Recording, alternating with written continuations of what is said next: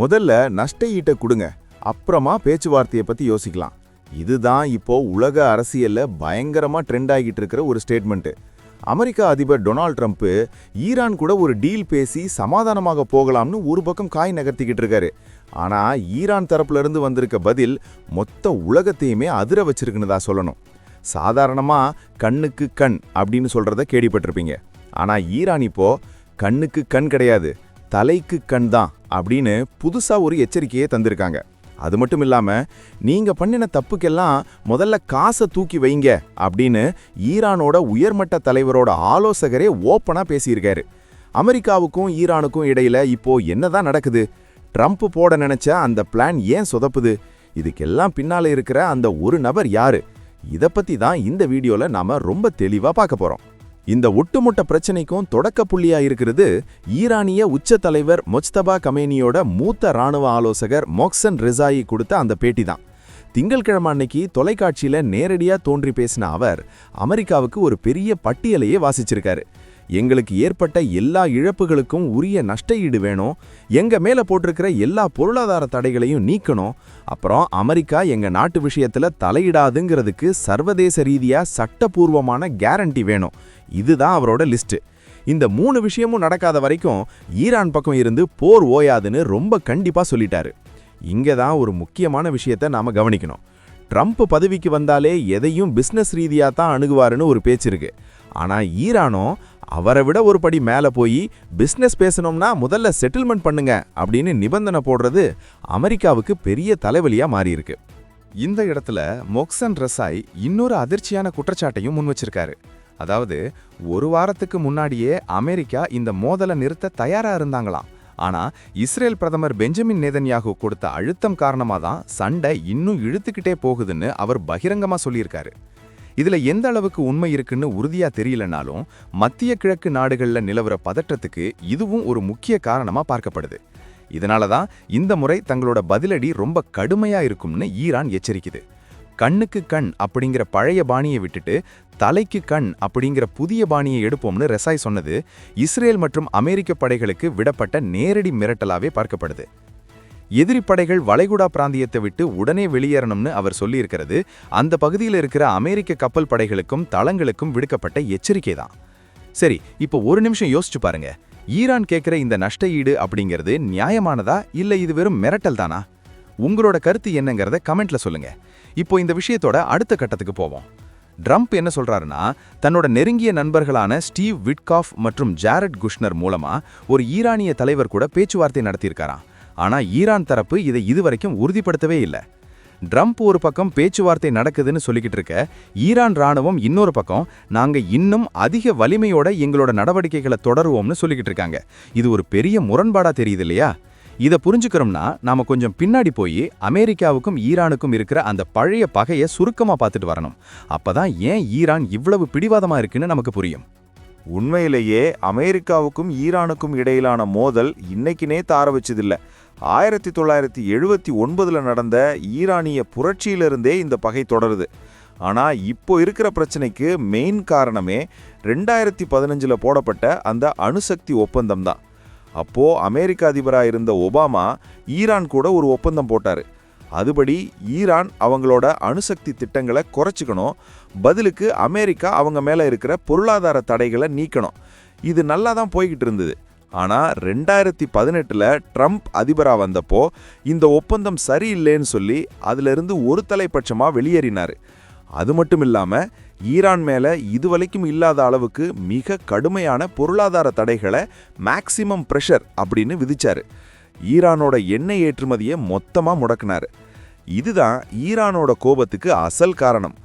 அன்னைக்கு ட்ரம்ப் பண்ணின அந்த ஒரு விஷயம்தான் இன்னைக்கு அவரே பேச்சுவார்த்தைக்கு கூப்பிட்டாலும் ஈரான் நோ சொல்றதுக்கு அடிப்படை. அறிக்கைகள் கூறுவதுபடி கடந்த சில வருஷங்கள்ல இந்த பொருளாதார தடைகளால ஈரான் பல பில்லியன் டாலர் இழப்பை சந்திச்சிருக்கு. அவங்க நாட்டு பணம் ரியால் மதிப்பு பயங்கரமா சரிஞ்சிடுச்சு. இதனால தான் மொஹ்சன் ரெசாய் இப்போ நஷ்ட ஈடு வேணும்னு கேட்குறாரு. நீங்களா ஒரு ஒப்பந்தத்தை முழிச்சிட்டு எங்களை இவ்வளவு கஷ்டப்படுத்திட்டு இப்போ மறுபடியும் உங்க வசதிக்கு ஒரு டீல் பேச வரீங்கன்னா அது எப்படி சரியாகும் அப்படிங்கிறது தான் ஈரானோட லாஜிக். அதுவும் குறிப்பா 2020ல ஈரானோட மிக முக்கியமான இராணுவ தளபதி காசிம் சுலைமானிய அமெரிக்கா ட்ரோன் மூலமா படுகொலை செஞ்சது ஈரானோட காயத்தை இன்னும் அதிகமாக்குச்சு. அந்த படுகொலைக்கு உத்தரவிட்டது இதே ட்ரம்ப் தான் அப்படிங்கிறத ஈரான் இன்னைக்கு வரைக்கும் மறக்கவே இல்லை. ஸோ இப்போ ட்ரம்ப் பேசுகிற சமாதானம் அப்படிங்கிறது ஈரானுக்கு ஒரு ஏமாற்று வேலையாவே தெரியுது. இதனால தான் அவங்க நிபந்தனைகள் இவ்வளவு ஸ்ட்ரிக்டா இருக்கு. ஆனா இங்க தான் ஒரு ட்விஸ்ட் இருக்கு. ஈரான் இப்போ ஏன் இவ்வளவு தைரியமா அமெரிக்காவையே எதிர்த்து பேசுது? அதுக்கு ஒரு முக்கிய காரணம் இருக்கு. சர்வதேச ஊடகங்கள் மற்றும் பாதுகாப்புத்துறை அறிக்கைகள் என்ன சொல்லுதுன்னா, ஈரான் இப்போ தனி ஆள் கிடையாது. ரஷ்யா மற்றும் சீனா கூட ஈரான் வச்சிருக்கிற அந்த நெருக்கமான உறவு தான் அவங்களுக்கு இந்த துணிச்சலை கொடுத்துருக்கு. உக்ரைன் போர்ல ரஷ்யாவுக்கு தேவையான ட்ரோன்களை ஈரான் சப்ளை பண்ணுது. பதிலுக்கு ரஷ்யா ஈரானுக்கு தேவையான நவீன ஆயுத தொழில்நுட்பங்களை தருது. அதே மாதிரி ஈரானோட எண்ணெயை சீனா அதிக அளவுல வாங்குறதுனால அமெரிக்காவோட தடைகளையும் மீறி ஈரானால ஓரளவுக்கு பொருளாதாரத்தை சமாளிக்க முடியுது. இதனால நீங்க தடைய போட்டா எங்களுக்கு கவலை இல்ல, எங்களுக்கு வேற வழிகள் இருக்குங்கிற ஒரு மேட்டிமைத்தனம் ஈரான் கிட்ட இப்போ தெரியுது.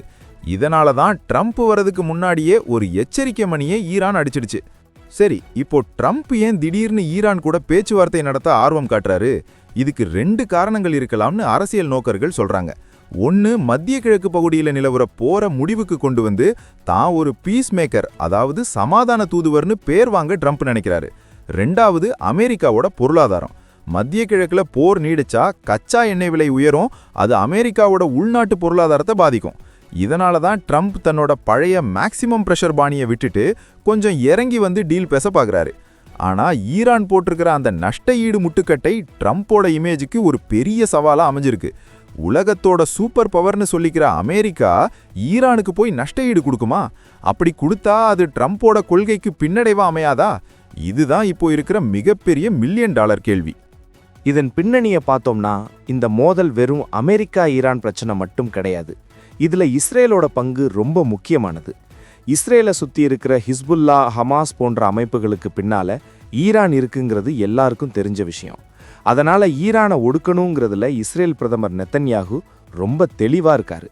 ட்ரம்ப் சமாதானம் பேச நினைச்சாலும் நெத்தன்யாகு அதை அவ்வளவு சீக்கிரம் அனுமதிக்க மாட்டார்னு சொல்லப்படுது. இதனால தான் மொஹசேன் ரசாய் அமெரிக்கா நிறுத்த நினைச்சாலும் நெத்தன்யாகு தான் தடுத்து நிறுத்துறாருன்னு ஒரு குற்றச்சாட்டை வச்சாரு.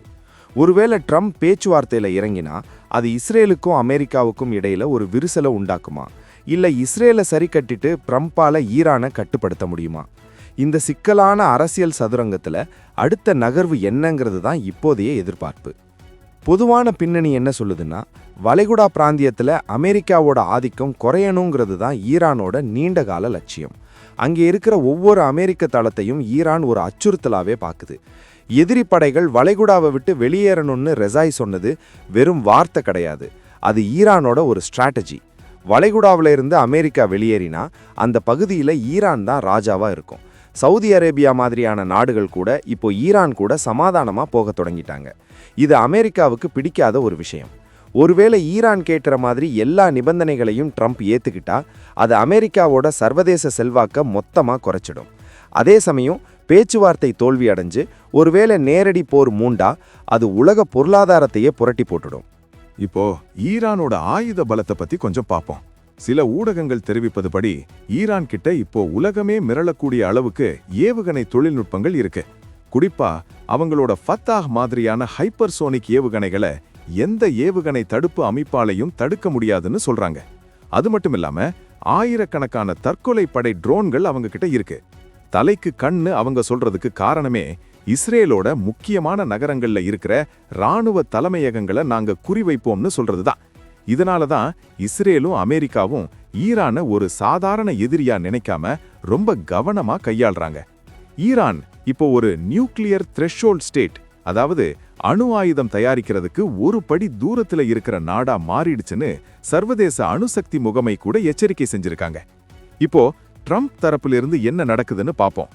ட்ரம்ப் முன்னாடி சொன்ன மாதிரி ஜாரெட் குஷ்னர் ஒரு முக்கியமான காரணி. அவர் ட்ரம்போட மருமகன் மட்டும் இல்ல, மத்திய கிழக்கு நாடுகள்ல ஆப்ரஹாம் உடன்படிக்கை மூலமா இஸ்ரேலுக்கும் அரபு நாடுகளுக்கும் இடையில ஒரு பிணைப்பை உருவாக்கினவர். குஷ்னர் மூலமா ஈரான் கிட்ட ரகசிய பேச்சுவார்த்தை நடத்த ட்ரம்ப் முயற்சி பண்றது உண்மைதான் அப்படின்னு சில அமெரிக்க வட்டாரங்கள் சொல்லுது. ஆனா ஈரான் தரப்பு இதை ஏன் மறுக்கறாங்க? ஒருவேளை பேச்சுவார்த்தை நடக்கிறது வெளியில தெரிஞ்சா அது ஈரானுக்குள்ள இருக்கிற தீவிரவாத போக்கு உள்ளவங்களுக்கு பிடிக்காம போகலாம். இல்லை என்றால் அமெரிக்கா தங்களோட நிபந்தனைகளை ஏத்துக்கிட்டா மட்டும்தான் பேச்சுவார்த்தைய பத்தி வெளியில சொல்லுவோம்னு ஈரான் பிடிவாதமா இருக்கலாம். இது ஒரு பக்கம் இருக்கட்டும், ட்ரம்போட இந்த டீல் மேக்கிங் ஸ்டைல் ஈரான் கிட்ட பலிக்குமாங்கிறது தான் சந்தேகமே. ஈரானோட பொருளாதார தடைகள் நீக்கப்படுறது அப்படிங்கிறது சாதாரண விஷயம் இல்ல. அது நடந்தா உலகச் சந்தையில ஈரானோட கச்சா எண்ணெய் வெள்ளமா பாயும். அப்போ பெட்ரோல் டீசல் விலை உலக அளவுல குறையறதுக்கு வாய்ப்பு இருக்கு. இது இந்தியா மாதிரி நாடுகளுக்கு பெரிய லாபமா இருக்கும். ஆனா ட்ரம்ப் இதை செய்வாரா? ஏன்னா ஈரான் மேல தடைகளை அதிகப்படுத்துறது மூலமா தான் அவங்கள வழிக்கு கொண்டு வர முடியும்னு ரிப்பப்ளிக்கன் கட்சியில் இருக்கிற பலரும் நினைக்கிறாங்க. நஷ்ட ஈடுங்கிற வார்த்தையே அமெரிக்க அரசியல்வாதிகளுக்கு கசப்பான ஒண்ணு. ஒரு தப்பு பண்ணின நாட்டுக்கு நாங்க எதுக்கு காசு கொடுக்கணும்னு அவங்க கேட்பாங்க. ஆனா ஈரான் சொல்றது, நீங்க தான் ஒப்பந்தத்தை மீறினீங்க, சோ நீங்க தான் நஷ்ட ஈடு கொடுக்கணும். இந்த ஈகோ யுத்தத்துல யார் இறங்கி வருவாங்கன்னு தெரியல. ஆனா ஒண்ணு மட்டும் நிச்சயம், ஈரானோட இந்த பிடிவாதம் ட்ரம்பை ரொம்பவே யோசிக்க வச்சிருக்கு. ஈரான் இப்ப முன் வச்சிருக்கிற 3 கண்டிஷன்களையும் மறுபடியும் ஒரு வாட்டி பார்ப்போம். 1 நஷ்ட ஈடு, 2 பொருளாதார தடை நீக்கம், 3 பாதுகாப்பு உத்தரவாதம். இதுல அந்த 3வது பாயிண்ட் இருக்கு பாருங்க, அதுதான் ரொம்ப முக்கியமானது. அமெரிக்க தலையீட்டிற்கு எதிரான சர்வதேச சட்டப்பூர்வ உத்தரவாதம். அப்படின்னா என்ன? நாளைக்கு ட்ரம்புக்கு அப்புறம் வேற ஒரு அதிபர் வந்தாலும் அவர் மறுபடியும் இந்த ஒப்பந்தத்தை முறிக்க கூடாதுங்கிறதுக்கு ஈரான் கேட்கிற கேரண்டி இது. ஆனா அமெரிக்க அரசியலமைப்பு படி ஒரு அதிபர் போடுற ஒப்பந்தத்தை அடுத்த அதிபரால மாத்த முடியும். இதனால தான் இதை சர்வதேச அளவுல ஒரு சட்டமா மாத்தணும்னு ஈரான் கேக்குது. இது ஐநா சபையிலேயோ இல்ல மத்த வல்லரசு நாடுகளோட முன்னிலையிலேயோ நடக்கணும்னு அவங்க விரும்புறாங்க. இது ட்ரம்ப் கையில மட்டுமே இல்லைங்கிறது தான் இங்க இருக்கிற சிக்கல். இறுதியா நாம பார்க்க போற விஷயம் என்னன்னா, அடுத்து என்ன நடக்க போகுது? வரப்போற வாரங்கள்ல மத்திய கிழக்குல இன்னும் பதற்றம் அதிகமாகறதுக்கு தான் வாய்ப்பு இருக்கு. ஏன்னா ஈரான் தங்களோட நிபந்தனையிலிருந்து 1 இன்ச்சு கூட குறைய தயாரா இல்ல. அதே சமயம் இஸ்ரேல் தங்களோட தாக்குதலை தீவிரப்படுத்திக்கிட்டே இருக்காங்க. ஒருவேளை ட்ரம்ப் ஈரான் கேட்கிற நஷ்ட ஈட்டுக்கு நேரடியா இல்லனாலும் மறைமுகமா ஏதாச்சும் வழியில சம்மதிச்சா அது ஒரு பெரிய வரலாற்று மாற்றமா இருக்கும். ஆனா ஈரான் சொல்ற அந்த தலைக்கு கண் எச்சரிக்கை ஒருவேளை பேச்சுவார்த்தை தோத்து போனா என்ன நடக்குங்கிறத இப்பவே சொல்லுது. இது ஒரு சாதாரண போர் கிடையாது. இது ஒரு பிராந்தியத்தோட அதிகார போட்டி. சுருக்கமா சொல்லப்போனா அமெரிக்கா ஒரு பக்கம் சமாதான கொடியை காட்டினாலும் ஈரான் அதை சந்தேகத்தோட தான் பாக்குது. பணம், பாதுகாப்பு, சுதந்திரம் இந்த 3ம் கிடைச்சா மட்டும்தான் நாங்க பேசுவோம்னு ஈரான் கராரா சொல்லிட்டாங்க. இதுல ட்ரம்ப் என்ன செய்ய போறாருங்கிறது தான் இனிமே வரப்போற நாட்களோட பரபரப்பு. இந்த ஒட்டுமொத்த பிரச்சனையை நீங்க எப்படி பாக்குறீங்க?